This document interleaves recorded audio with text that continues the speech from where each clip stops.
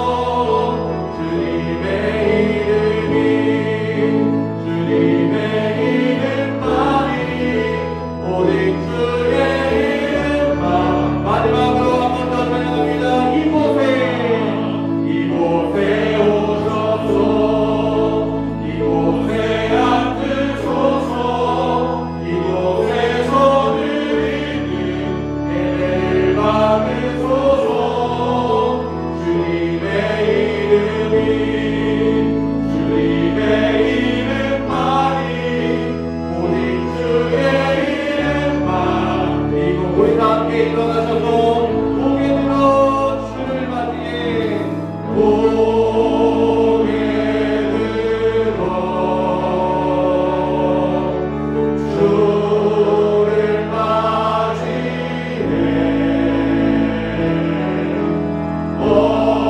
엎드리어 경배하며 찬양 주님께 영광 왕의 위엄을 신령과 진정한 찬양으로 영광 돌려 만왕의 왕께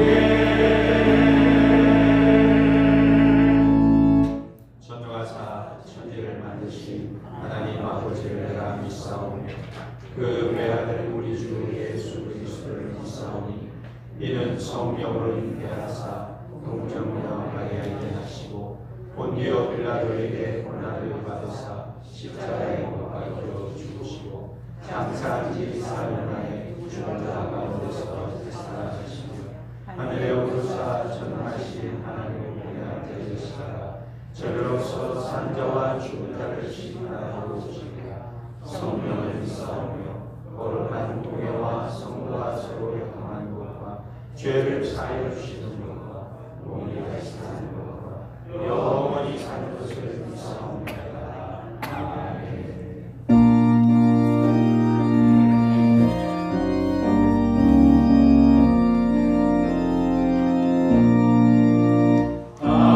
하나님의 크신 사랑 하늘에서 내리사 우리 안에 항상 계셔 온전하게 하소서.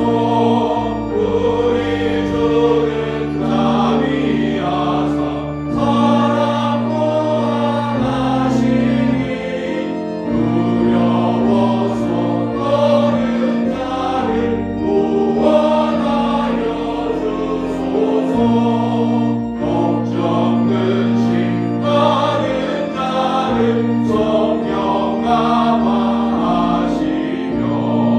복과 은혜 사랑마다 평안하게 하소서. 정과 근심 외신들이 항상 인도하셔서 많이 유혹받는 것을 속히 끊게 하소서. 전능하신 아버지여 주의 능력 주시고 우리만을 일하셔서 떠나가지 마소서.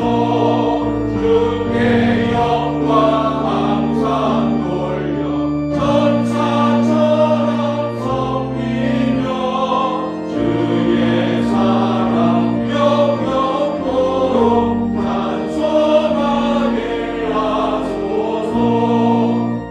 우리들이 거듭 나서 그지 없게 하시고 주의 크신 구원받아 온전하게 하소서. 영광에서 영광으로 천국까지 이르러 크신 사랑 감격하여 경배하게 하소서.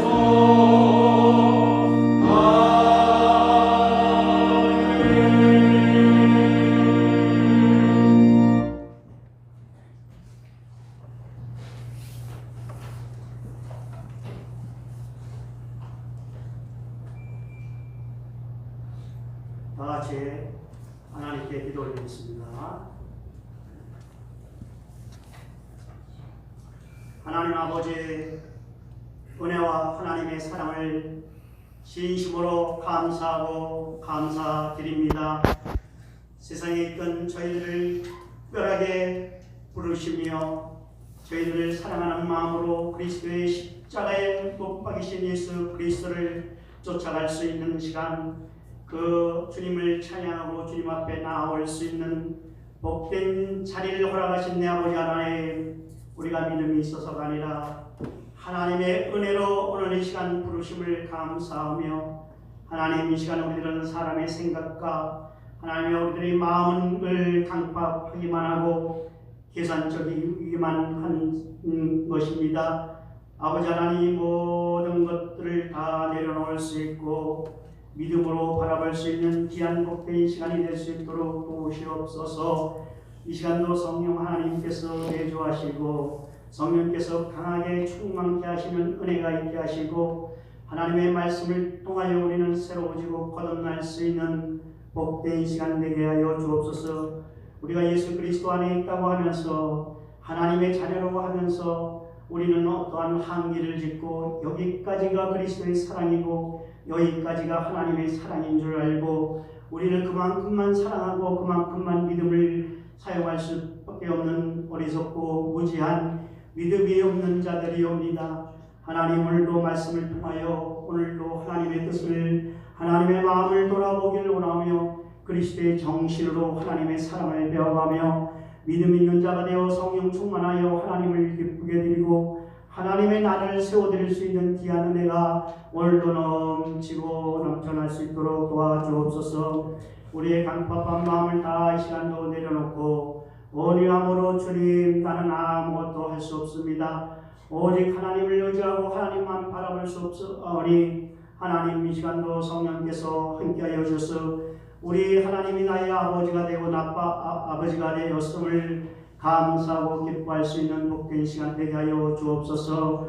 오늘도 말씀을 통하여 오늘도 지성소와 언약궤 예배한 하나님, 출애굽기 15장의 말씀을 증거하신 우리 목사님의 입술을 붙드시고 하나님, 그동안 기도원에 가서 한 주간 기도하시면서 성령의 인도하심 따라 하나님의 은혜를 감사하고 2020년도 주신 은혜를 감사하고 2021년도를 또한 준비하신 우리 목사님에게 하나님 강건함을 더하시고 능력의 권능을 더하시며 오늘도 말씀을 통하여 예배를 통하여 하나님의 나라를 구하게 하시고 우리는 하나님의 나라를 다시금 발견하고 하나님 앞으로 다가갈 수 있는 그리스도의 보혈의 십자가를 다시금 영접할 수 있고 바라볼 수 있는 귀한 시간이 될 수 있도록 도와주옵소서. 하나님은 이렇게 언약궤를 만드시고 지성소를 만드시고 하나님 모든 것들을 만드실 적에 마음대로 엉터리로 만든 것이 아니라 구체적으로 계획을 세워서 하나님께서 만들게 하신 것처럼 이제 2021년도도 하나님, 우리를 기도하는 가운데에 하나님 준비하고 2021년도도 하나님의 계획 속에서 하나님 준비하고 계획대로 잘 이끌어 나갈 수 있기를 하나님 기대하오매, 하나님 우리의 부족한 것들 늘 채우시고 늘 함께하여 주셔서 하나님, 우리가 주님을 사랑할 때에 하나님의 뜻대로 하나님의 말씀대로 하나님의 주님의 사랑을 가지고 하나님을 섬기고 사랑할 수 있도록 도와주시옵소서. 하나님, 이 시간도 하나님, 우리가 찬양대가 세워질 수가 없었지만 하나님, 이 시간 늘 우리는 감사하는 마음, 하나님의 은혜를 기뻐하는 마음, 하나님을 찬미하고 성축하고 친송하는 그러한 삶을 살아갈 수 있도록 도우신 아버지 하나님, 이 시간도 예배하는 마음으로 예배하는 삶을 통하여 생활을 통하여 하나님을 찬송하고 하나님을 기쁘시게 드리는 복된 시간이 되기를 간절히 기도합니다. 하나님, 우리 할렐루야 찬양대원들을 기억하여 주시고 어디든지 마음껏 삶을 통해서 예배함을 통해서 날마다 찬양하는 찬양대원들이 다 되게 하시고, 또한 이 시간도 지휘자가 하나님 앞에 마음을 모두어서 하나님 앞에 찬양을 올려드립니다. 찬양을 그렇도록 받기를 기뻐하시는 아버지 하나님, 찬양을 받으시고 우리 성도가 오늘 이 시간 예배하는 자가 다 하나님께 하나님 마음을 모두어 찬양을 올려드릴 수 있도록 도우시옵소서. 찬양을 받으시고 영광 받으시고 기뻐하여 주시옵소서. 우리는 찬양을 통해서 찬양 속에서 그리스도를 발견하고 그리스도를 영접하고 그리스도의 사랑을 깨닫고 보혈의 은혜를 감사하며 부활을 참하고 천국을 소망하고 하나님을 날마다 간절히 하나님을 소망하며 살아갈 수 있는 시간 되게 하여 주옵소서. 오늘도 1부로 예배드리고 2부로 예배드리며 인터넷으로 예배하는 우리의 모든 가정 신명 위에 하나님 복의 복을 더하시고 은혜를 더하시고 이 시간 소성함을 얻고 하나님 성령의 충만함을 얻어가는 복된 시간, 하나님을 기쁘시게 드리는 시간 되게 하시고 한 주간도 믿음으로 승리하며 살아갈 수 있게 하옵소서. 십자가의 분병으로 승리하게 하옵소서. 감사합니다. 코로나가 속히 소멸되고 하나님 코로나가 하나님이여 빨리 이 땅에서 문제가 해결되기를 저희들은 간절히 소망하오니 주님 뜻 가운데서 이루어지게 하옵소서. 코로나를 통해서 우리를 발견하고 나 자신을 발견하고 이때에 하나님 나태하고 게으름을 다 내어버리고 하나님 코로나를 통해서 우리 성도들에게 원하고 우리 교회가 원하는 것을 발견하고 하나님 앞에 더욱 가까이 다가가게 하여 주옵소서. 하나님 영적으로는 하나님 앞에 멀어지면서 세상적으로는 시간이 있기 때문에 더욱 하나님 세상적으로 가까이 가는 우리 성도들이 있으니까 주여 심히 불쌍히 생각하시고 오직 한 곳에서 하나님 장이 있는 곳에서 교회를 이루며 하나님여 온전히 하나님을 더욱 사랑하는 우리 성도들 될 수 있도록 성령님 붙들어 주시옵소서. 감사하며 이 모든 말씀을 우리 주 예수님 이름으로 간절히 기도하옵나이다. 아멘.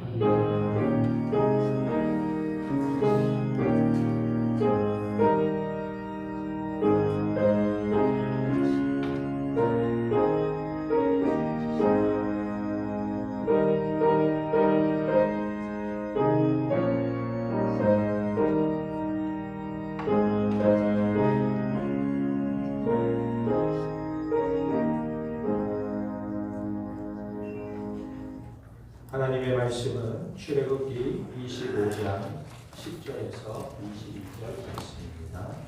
구약성경 120페이지입니다. 출애굽기 25장 10절에서 22절 말씀 제가 읽어드리겠습니다. 그들은 조각목으로 궤를 짜되 길이는 2규빗 반, 너비는 1규빗 반, 높이는 1규빗 반이 되게 하고 너는 순금으로 그것을 싸되 그 안팎을 싸고 위쪽 가장자리로 돌아가며 금태를 두르고 금고리 넷을 부어 만들어 그 네 발에 달되 이쪽에 2고리에 저쪽에 2고리를 달며 조각목으로 채를 만들어 금으로 싸고 그 채를 궤의 양쪽 고리에 대어서 궤를 매게 하며 채를 궤의 고리에 깬 채대로 두고 빼내지 말지며 내가 내게 줄 증거판을 궤 속에 둘지며 순금으로 속죄소를 만들되 길이는 2규빗 반, 너비는 1규빗 반이 되게 하고 금으로 그룹 둘을 속죄소 두 끝에 쳐서 만들되 한 그룹은 이 끝에 또 한 그룹은 저 끝에 곧 속죄소 두 끝에 속죄소와 한 덩이로 연결할지며 그룹들은 그 날개를 높이 펴서 그 날개로 속죄소를 덮으며 그 얼굴을 서로 대하여 속죄소를 향하게 하고 속죄소를 궤 위에 얹고 내가 내게 줄 증거판을 궤 속에 넣으라. 거기서 내가 너와 만나고 속죄소 위 곧 증거궤 위에 있는 2그룹 사이에서 내가 이스라엘 자손을 위하여 내게 명령할 모든 일을 내게 이르리라. 아멘.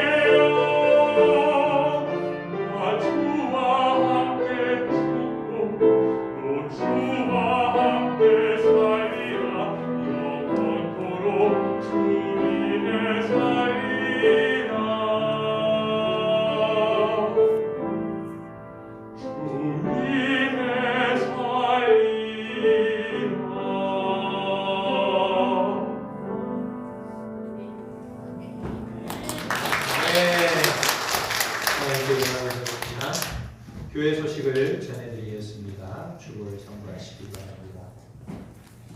오늘 오후 찬양 예배는 루디아 드보라이스터 여전도의 원신 예배로 드립니다.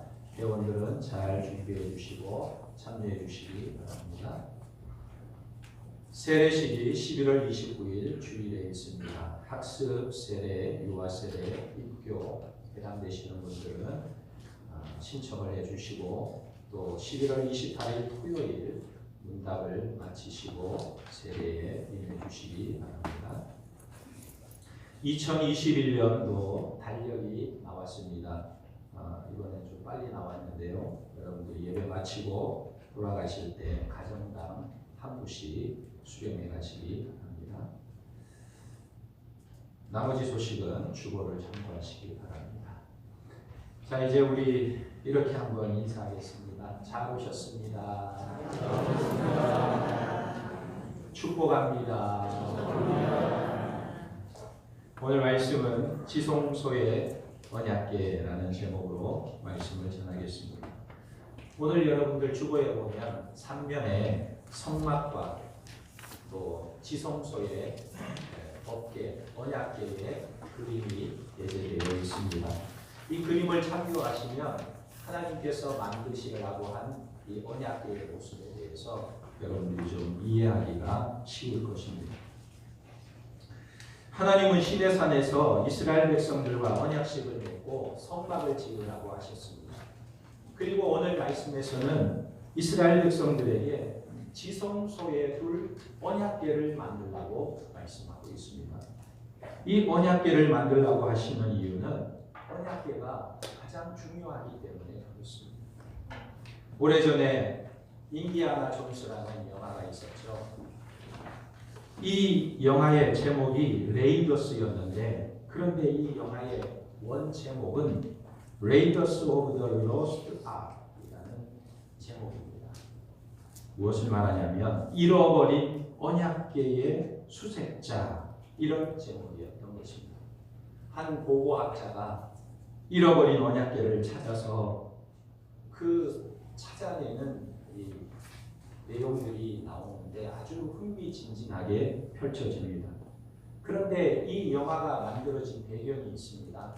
그 배경은 독일의 독재자인 아돌프 히틀러가 자신이 이끄는 군대를 아무도 범접할 수 없는 무적의 군대로 만들기 위해서 이 언약궤를 찾으려고 해요.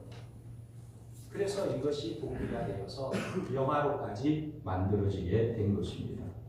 그런데 만약에 지금 이 시대에 혹시 누군가가 이 언약궤를 찾게 된다면 언약궤의 가치는 어느 정도일까? 이 언약궤를 찾게 된다면 이 언약궤의 값어치는 어느 정도일까? 상상을 초월할 거예요.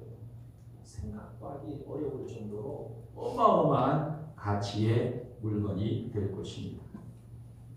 그러나 중요한 것은 아무도 그 언약궤를 찾을 수가 없다는 거예요. 그런데 모세가 이 언약궤에 대해서 민수기 10장 35절에서 36절에 이렇게 하나님 앞에 기도했습니다.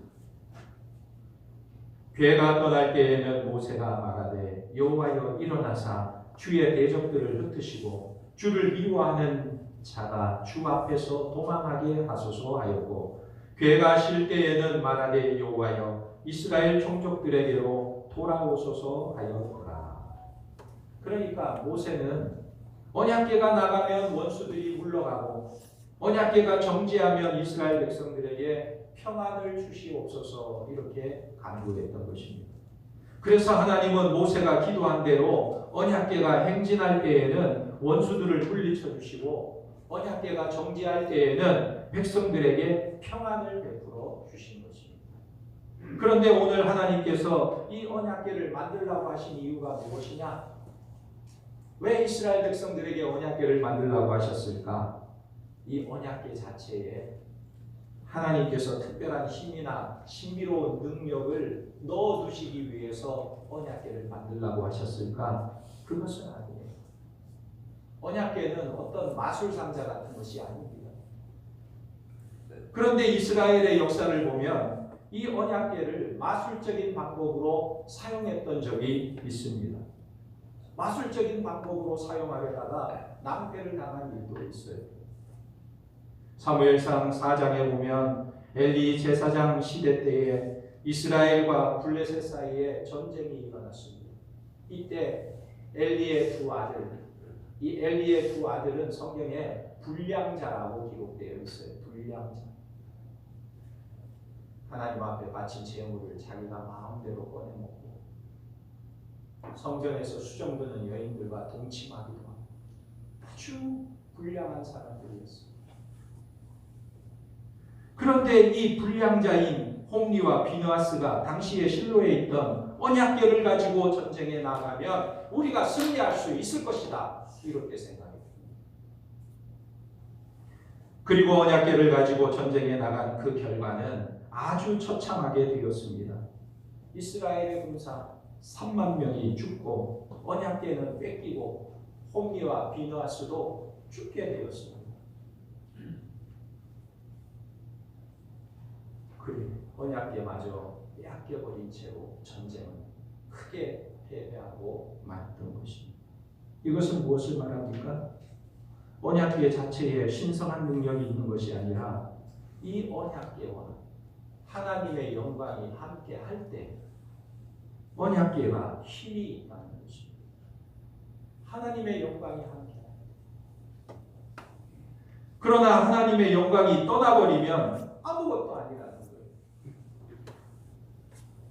그럼 오늘 하나님께서 만들라고 하신 언약궤는 어떤 구조이고 그 의미와 중요성은 무엇인지 우리가 말씀을 통해서 살펴보기를 원합니다.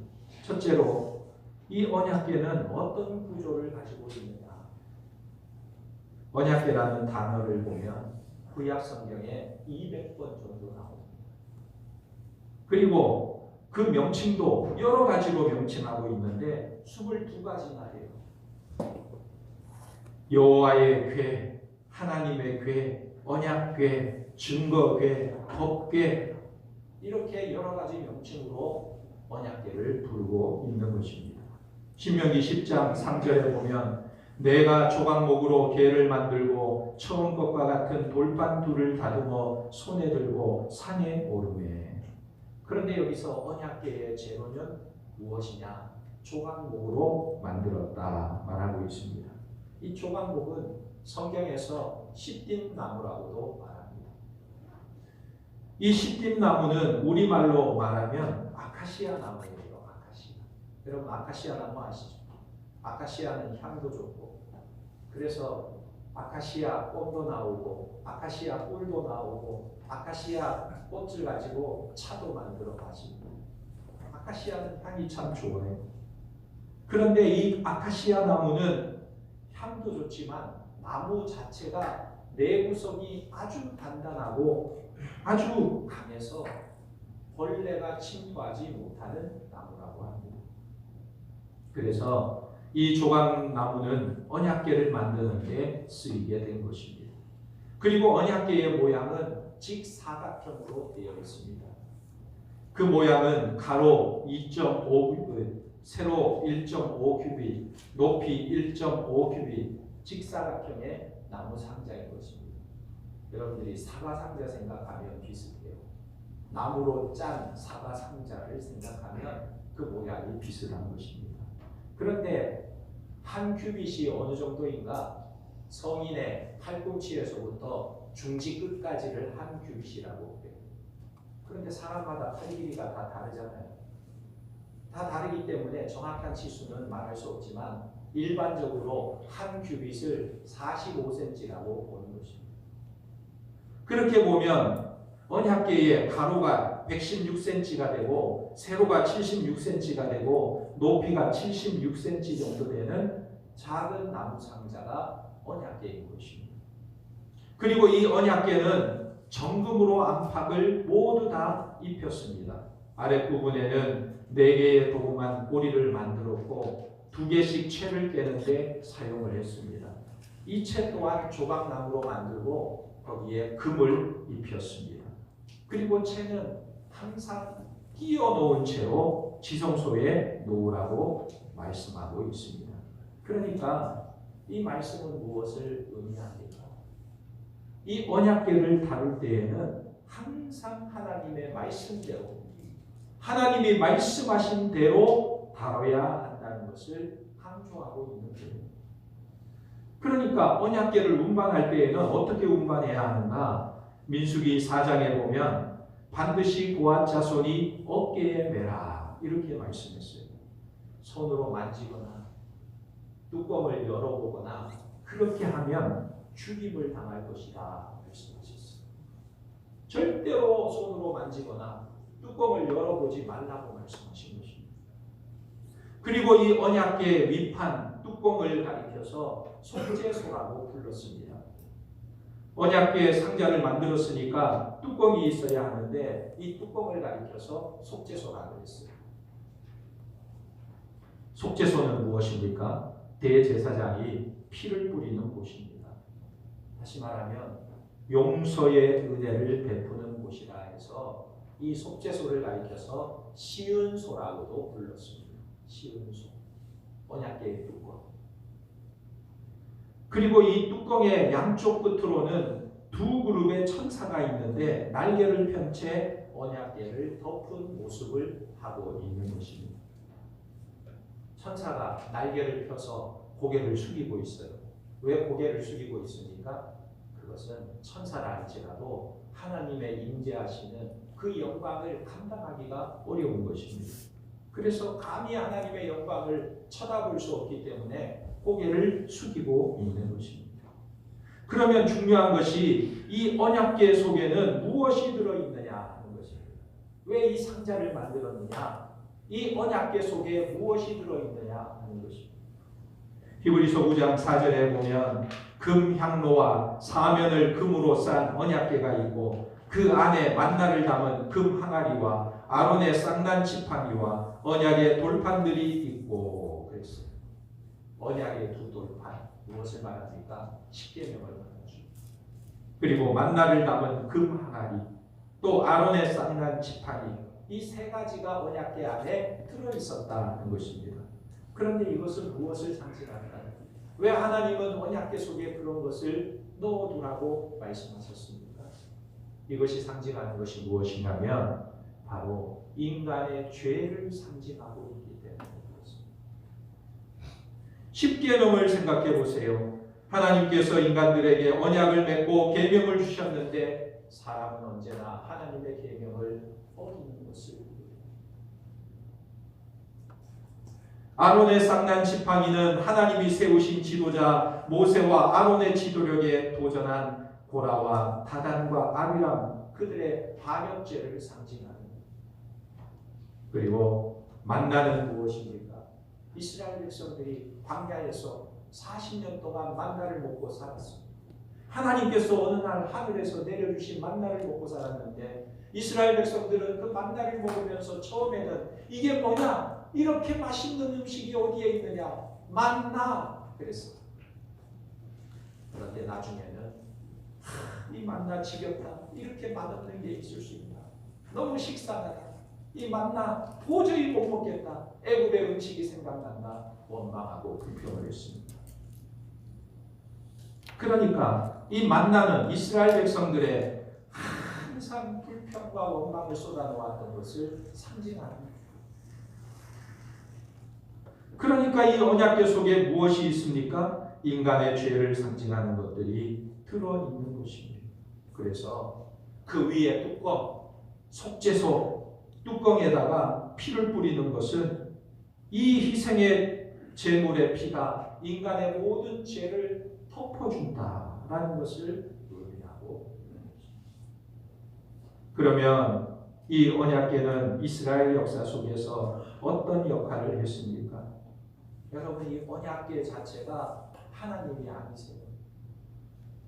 언약궤를 막 신성시하고 하나님처럼 생각하는데 언약궤 자체가 하나님이 아니세요. 사람은 하나님을 볼 수가 없습니다.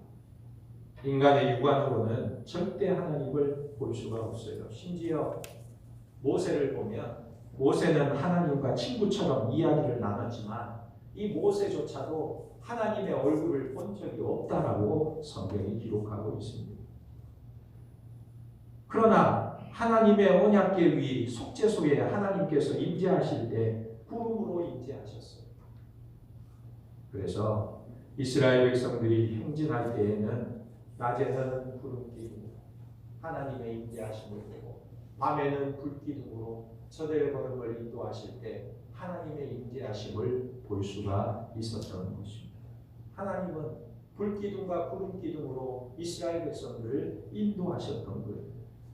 그리고 이스라엘 백성들이 40년 광야 생활을 마치고 가나안 땅에 들어갈 때 요단강이 가로막혀 있었는데 제사장들이 언약궤를 메고 강에 첫 발을 탁 디디는 순간 이 요단강, 범람하던 세차게 흐르던 요단강이 뚝 끊어지면서 마른 땅이 드러나게 됩니다.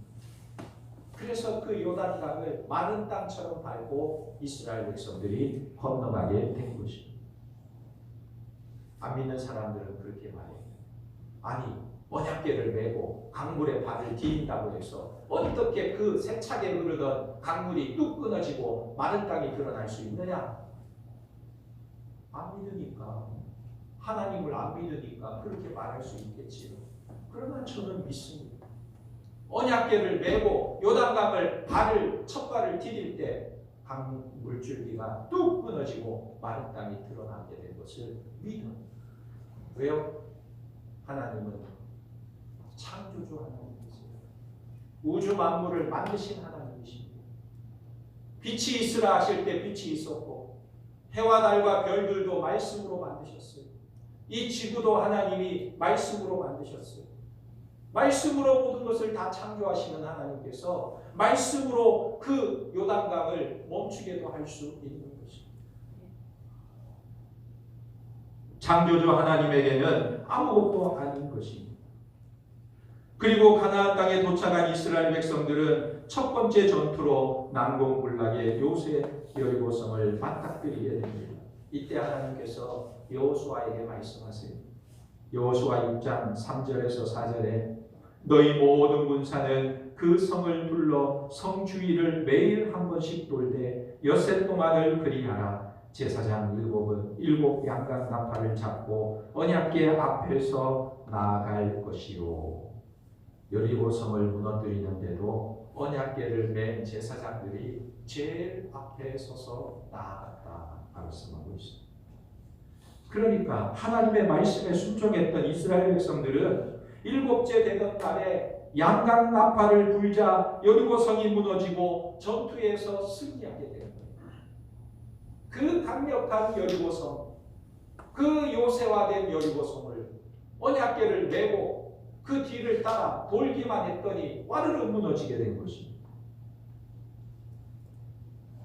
그러니까 이 언약궤는 요단강을 가르고 여리고성을 무너뜨리는데 아주 중요한 역할을 했던 것입니다.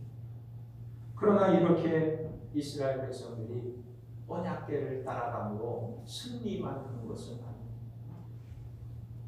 언약궤를 앞세워 갈 때마다 계속해서 승리했던 것은 아닙니다. 이후에 언약궤는 엘리 제사장 시대까지 실로에 있었습니다. 언약궤가 처음부터 예루살렘에 있었던 것이 아니에요. 엘리의 두 아들이었던 불량자 홈니와 비느하스는 아베크 전투에서 이 언약궤를 가지고 나갔다가 블레셋 군사들에게 언약궤도 빼앗기고 전쟁에도 지고 목숨을 잃게 된 것입니다. 그래서 이 언약궤가 약 7개월 동안 블레셋 땅에 머물러 있었습니다. 블레셋 사람들이 이 언약궤를 먼저 자기들이 섬기는 아스돗 다곤 신전에다가 두었습니다. 그랬더니 그 다음 날에 신전에 가서 보니까 다곤 신이 꼬꾸라져 있는 거예요. 깜짝 놀란 그들이 다곤 신을 다시 세워두고 그리고 그 다음 날에 또 가봤더니 이번에는 꼬꾸라져 있는데 목이 부러져 있고 손목이 부러져 있고 그래서 이 언약궤를 여기다 두면 안 되겠구나 해서 다른 도시로 보냈더니 이 언약궤를 옮겨간 그 도시에서 환란이 일어나기 시작하고 독점이 생기는데 그곳에다라도 언약궤를 둘 수가 없었어요. 그래서 이 블레셋 사람들이 이 언약궤를 이스라엘 사람들이 도로 가져가라 돌려주는 것입니다. 그래서 수레에 실은 언약궤는 블레셋에서 가장 가까운 이스라엘 도시였던 벳세메스로 돌아오게 되는 것입니다. 그런데 이스라엘 주민들이, 이 벳세메스의 주민들이 언약궤가 블레셋 땅에서 돌아오게 되자 너무나 신기하니까 이 언약궤가 도대체 어떻게 생길 것이냐 뚜껑을 열어보고 언약궤를 만지다가 그 자리에서 즉사하게 됩니다. 70명의 주민들이 다 죽었어요. 왜 그들이 죽게 되었습니까? 그들은 하나님의 말씀을 알지 못했어요. 언약궤는 만지지도 말고 열어보지도 말라고 하나님이 말씀하셨는데 그들은 하나님의 말씀을 알지 못했어요. 그저 언약궤가 신기하고 언약궤가 귀하게 여겨지니까 만져보고 열어보고. 그 후에 언약궤는 기랏 여아림에 있는 아비나답의 집으로 옮겨지게 되었습니다. 아비나답이 자기 집에 20년을 모시게 되었는데, 그런데 이상한 것은요, 아비나답이 언약궤를 자기 집에 20년 동안 모시고 있었지만 아비나답이 언약궤 때문에 복을 받았다는 내용이 성경에 기록되어 있지 않습니다. 이상하죠. 20년 동안 모시고 있었는데 아비나답이 복을 받았다는 내용이 없어요. 이것은 무엇을 말합니까? 하나님을 오래 섬겨도 복을 받지 못하는 사람도 있을 수 있다. 그러다가 다윗이 헤브론에서 7년 6개월을 통치하고 예루살렘으로 수도를 옮겼습니다. 다윗이 예루살렘에 입성하고 난 후 가장 먼저 하고 싶었던 일이 무엇일까요? 언약궤를 예루살렘으로 가져오는 것이었습니다. 이때 하나님께서 다윗에게 너는 내 마음에 합한 자라고 하나님께서 말씀하셨습니다. 그런데 다윗은 언약궤를 운반하는 방법을 잘 알지 못했습니다. 그는 아비나답의 집에 있는 언약궤를 모셔오기 위해서 군사 3만 명을 모으고 언약궤를 옮길 좋은 수레를 준비했습니다. 여러분, 이 언약궤를 옮기는데 수레가 필요할까요? 하나님의 말씀대로 한다면 수레가 필요 없고 3만 명의 군사가 필요 없지요. 어떤 사람이 필요합니까? 고앗 자손과 제사장들만 가면 되는 거예요. 고앗 자손이 어깨에 메고 모시고 가면 되는 일인 것입니다. 그런데 이 다윗은 그것을 알지 못했어요. 그래서 아비나답의 두 아들 우사와 아효가 수레에 언약궤를 싣고 예루살렘으로 옮겨가고 있었는데 예루살렘 근처에서 소가 그만 놀라서 펄쩍 뛰는 바람에 언약궤가 수레에서 떨어지려고 하자 우사가 그것을 붙잡으려고 자기의 손으로 언약궤를 잡아먹었어요. 그러자 우사가 언약궤를 만질 때 죽게 되었습니다. 그래서 다윗이 그것을 보고 우사가 여호와 하나님과 충돌하였다. 그래서 그곳 이름을 베레스 우사라고 명명하게 됩니다. 그 후에 언약궤는 다시 가드 사람 오벳 에돔의 집으로 가게 되었습니다. 그런데 이 오벳 에돔의 집에 3개월 동안 머물러 있었는데 성경에 보면 놀라운 것은요, 이 오벳 에돔은 아비나답과 다르게 3개월 동안 언약궤를 모셨는데 하나님께서 오벳 에돔의 집에 엄청난 복을 주셨다. 오벳 에돔이 3개월 동안 언약궤를 모시고 있었는데 하나님께서 오벳 에돔의 집에 큰 복을 주셨다. 이 사실을 알게 된 다윗은 오벳 에돔에 있던 언약궤를 예루살렘으로 모셔오게 됩니다. 그리고 그 후에 그의 아들 솔로몬이 여호와의 성전을 짓고 나서 이 언약궤를 지성소에 모시게 된 것입니다. 솔로몬이 성전 봉헌식을 하나님께 올려드릴 때 열왕기상 8장에 보면 하나님의 영광의 구름이 성전에 가득하여 제사장들이 능히 서서 제사를 드릴 수가 없었다. 이렇게 기록하고 있습니다. 하나님의 영광의 구름이 성전에 가득해서 제사장이 두려워서 제사를 드릴 수가 없을 정도로 하나님의 영광이 크게 임재하게 된 것입니다.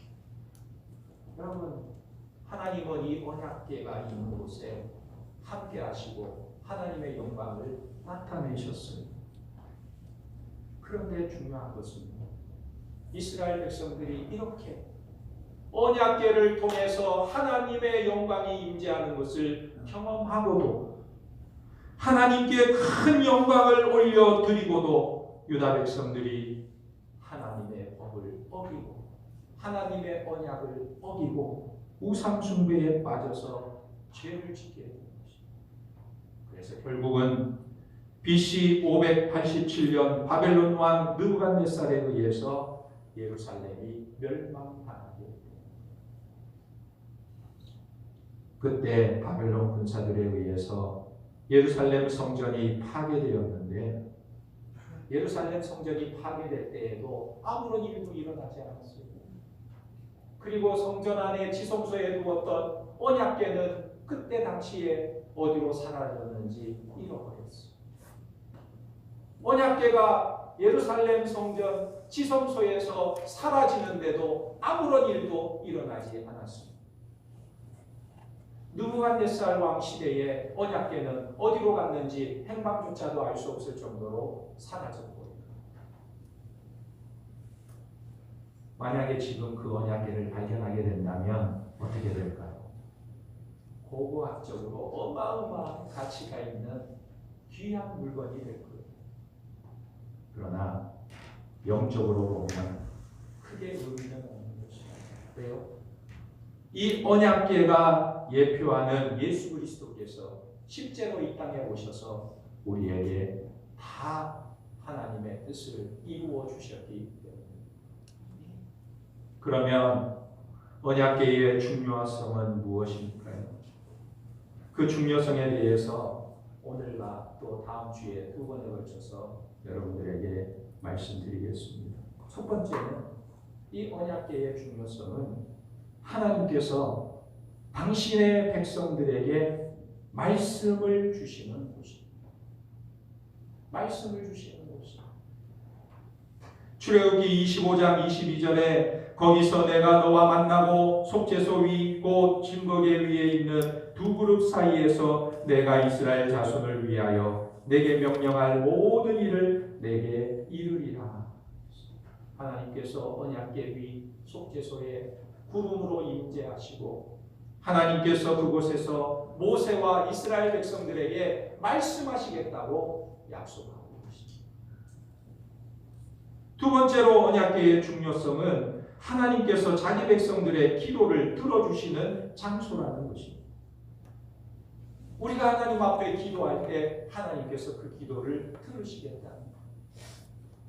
여호수아가 여리고성을 무너뜨린 후에 아이성을 침공을 했는데 아이성 전투에서 그만 크게 실패하고 맙니다. 여호수아 7장 6절에 보면 여호수아가 옷을 찢고 이스라엘 장로들과 함께 여호와의 궤 앞에서 땅에 엎드려 머리에 티끌을 뒤집어 쓰고 저물도록 있다가 그랬어요. 무엇을 했습니까? 여호와의 궤 앞에 나가 엎드렸다 그랬어요. 모세가 여호와의 궤 앞에서 엎드렸다. 왜 엎드립니까? 하나님, 우리가 여리고성은 저렇게 쉽게 무너뜨렸는데 그보다 더 쉬운 아이성은 왜 우리가 실패했나요? 왜 무너뜨릴 수가 없었습니까? 이렇게 묻고 있는 여호수아에게 하나님께서 말씀하시는 거예요. 그것은 아간이 범죄했기 때문이다. 아간이 범죄했기 때문에 나의 영광이 너희와 함께할 수 없다. 하나님께서 말씀하셨습니다. 그래서 여호수아는 아간을 붙잡아서 심판하고 악을 골짜기에 묶고 난 후에야 이스라엘 백성들은 아이성 전투에서 승리하게 된 것입니다. 그러므로 이 언약궤는 하나님의 백성들의 기도를 하나님께서 들어주는 장소입니다. 세 번째로 하나님의 영광이 임재해 계시는 곳입니다. 영광의 구름이 속죄소 위에 임재하시면 요단강도 갈라지고 여리고성도 무너지는 놀라운 역사가 일어났습니다. 그러나 하나님의 영광이 떠나면 이 언약궤 자체는 아무런 영향력이 없었습니다. 전쟁에 언약궤를 메고 나갔지만 전쟁에서 크게 패하고 말았던 것입니다. BC 587년 유다 백성들이 바벨론으로 끌려갈 때에 하나님의 영광이 성전 동문으로 나와서 예루살렘 동편 산에 머물렀다가 바벨론으로 떠나갔습니다. 당시에 예레미야 선지자가 이스라엘 백성들에게 뭐라고 예언했습니까? 빨리 바벨론에게 항복하고 바벨론의 포로로 잡혀가서 그곳에서 70년 동안 포로 생활을 해라. 그것이 너희의 살 길이다 그랬어요. 왜요? 하나님의 영광이 이제는 예루살렘에 머물러 있지 않고 떠나시기 때문에.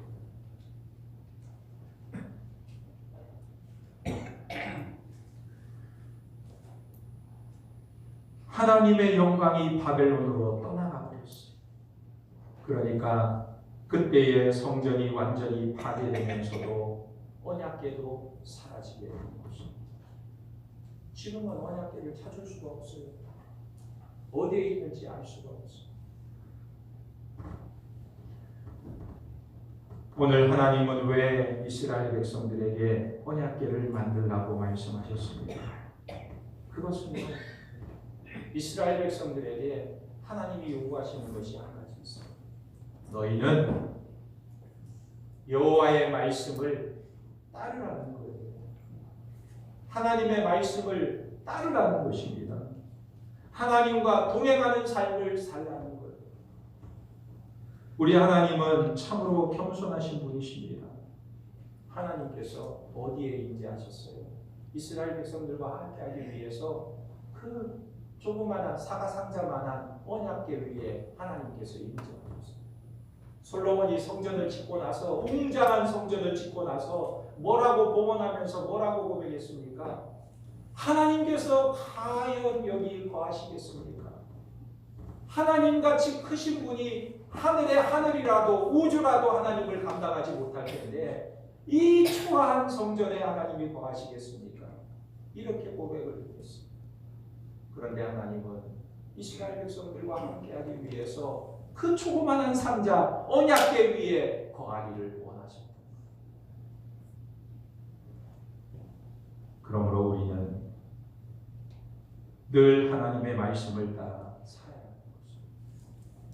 하나님과 함께 동행해야 되는 것입니다. 우리 가운데 임하시기를 원하시는 하나님과 동행하는 삶을 살 때 하나님의 능력이 우리 가운데 함께 하시는 줄 믿으시기 바랍니다. 늘 하나님의 말씀을 따르고 하나님과 동행하는 하나님의 거룩한 백성들이 되시기를 예수님의 이름으로 축원합니다. 이 시간 우리 함께 말씀을 생각하면서 기도하겠습니다. 하나님, 우리가 주의 말씀을 사랑하고 주의 말씀을 청종하고 주님과 동행하며 주님을 따르는 자들이 되게 하여 주옵소서. 우리가 천국 가는 그날까지 우리의 걸음을 인도하시고 우리의 걸음을 이끄시는 하나님의 놀라운 섭리를 바라보고 승리하는 삶이 되도록 인도하여 주옵소서. 우리 주님 한번 부르고 간절히 기도합니다. 주여, 아버지 하나님, 나와 사랑을 감사합니다. 아버지 하나님, 우리에게 거하시기를 원하시는 하나님, 주의 백성들과 함께 동행하기를 원하십니다. 우리 가운데 임재하셔서 우리에게 말씀하시기를 원하시는 하나님, 우리가 하나님의 말씀을 듣기를 원합니다. 하나님의 말씀을 청종하기를 원합니다. 하나님의 음성에 귀 기울이기를 원합니다. 하나님의 뜻을 쫓아 살아가기를 원합니다. 하나님이 없는 자처럼 세상에서 살아가기를 원합니다. 하나님이 늘 우리와 함께 하시고 하나님이 우리에게 말씀하시고 우리와 동행하고 계심을 날마다 경험하며 살아가기를 원하시고 성령하여 달려간 뒤에 우리의 걸음이 늘 주님과 동행하는 삶이 되며 하나님이 인도하시는 이 걸음을 따라가는 우리의 삶이 될 수 있도록 역사하여 주시옵소서. 하나님 하나님 아버지, 우리를 사랑하시고 우리를 가까이 하시며 우리에게 말씀하시는 하나님, 오직 우리가 주의 말씀을 청종하며 하나님의 말씀을 따르는 백성들이 되게 하시고 이 어려운 광야길을 걸어갈 때에 주의 말씀만 붙들고 믿음으로 살아가는 복된 인생들 되게 도와주시옵소서. 모든 것 주님께 의지하오며 예수님의 이름으로 기도하옵나이다.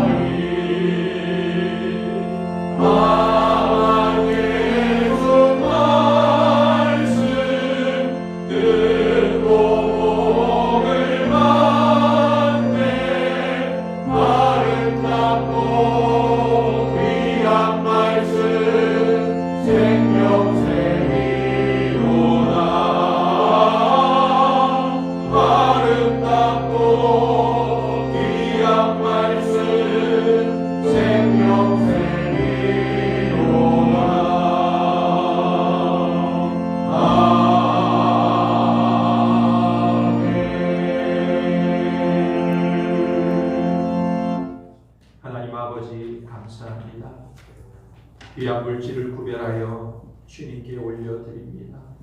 11조 감사헌금, 선교헌금, 비전헌금, 사랑의 헌금으로 올려드립니다. 하나님 나라와 복음을 위해 귀하게 쓰여지게 하시고 그린 손길들을 축복하여 주시어서 하나님 나라와 복음을 위해 마음껏 드려도 나눔이 있도록 역사하여 주시옵소서. 오늘같이 어렵고 힘든 세상 가운데 우리에게 먹을 것과 입을 것을 주시고 늘 하나님 공급하시는 하나님의 은혜를 경험하게 하시는 하나님, 세상이 요동치고 있지만 우리의 시선을 하나님께 두게 하시고 우리의 공급자는 오직 하나님이심을 알고 늘 하나님께 감사하며 믿음으로 살아가는 우리의 신앙이 되게 도와주시옵소서. 오늘도 연약한 자들을 위하여 기도합니다. 저들이 병상 중에 또 어려움 중에 질병 가운데 고통 중에 있을 때 우리 하나님 찾아가 주시어서 어루만져 주시고 주님의 능력의 손으로 안수하여 주시어서 암덩어리는 떨어지게 하시고 질병은 고침받게 하시고 염려와 불안과 두려움은 사라지게 도와주시고 우리 하나님으로 말미암아 유쾌케 되는 역사가 일어나게 도와주시옵소서.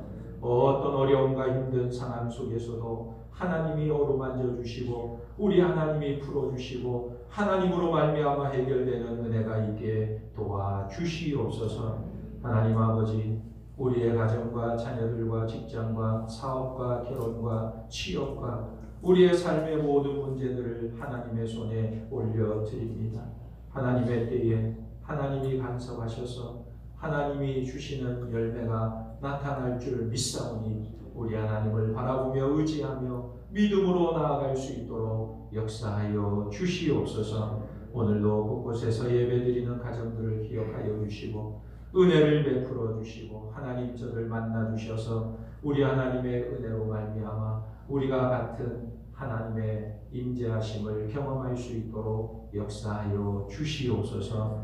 이제 한 주간 세상에 나가서 살아갈 때에 우리 하나님과 동행하는 삶이 되게 하시고 말씀에 순종하며 말씀 따라 살아가는 믿음의 백성들이 다 될 수 있도록 역사하여 주시옵소서. 모든 것 주님께 의지하오며 예수님의 이름으로 기도하옵나이다. 아멘. 주 예수 그리스도의 은혜와 하나님 아버지의 무한하신 사랑과 성령님의 감화 감동 교통 충만 역사하시니 오직 하나님의 말씀을 듣고 그 말씀에 순종하며 믿음으로 따라가기를 소원하는 모든 중앙의 권속들 위해 이제로부터 영원토록 함께 있을